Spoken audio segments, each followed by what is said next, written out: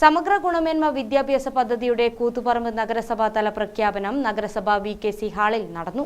നഗരസഭാ chairperson V Sujatha പ്രഖ്യാപന ചടങ്ങ് ഉദ്ഘാടനം ചെയ്തു.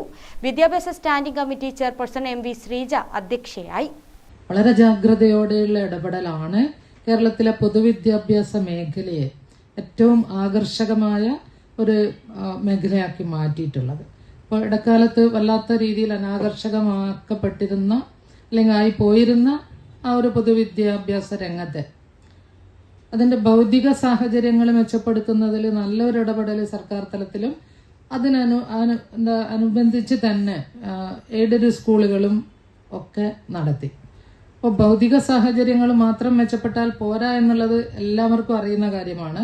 അതുകൊണ്ട് തന്നെ സർക്കാർ അതോടൊപ്പം തന്നെ അധ്യാപകർക്ക് കാലഘട്ടത്തിന് അനുസൃതമായിട്ടുള്ള പാഠ്യപദ്ധതി പരിഷ്കരണത്തിന്റെ ഭാഗമായുള്ള അധ്യാപക പരിശീലനം, അതുപോലെ തന്നെ IT-യുടെ സാധ്യത, ഇൻഫർമേഷൻ ടെക്നോളജിയുടെ സാധ്യത 1ാം ക്ലാസ് മുതൽ 12ാം ക്ലാസ് വരെയുള്ള ക്ലാസ്സുകാർക്ക് അതിനപ്പുറം സമഗ്ര വിദ്യാഭ്യാസ പദ്ധതിയുടെ ഭാഗമായി സംസ്ഥാന സർക്കാർ മുന്നോട്ട് വെച്ച നിർദ്ദേശങ്ങൾ യോഗത്തിൽ അവതരിപ്പിച്ചു.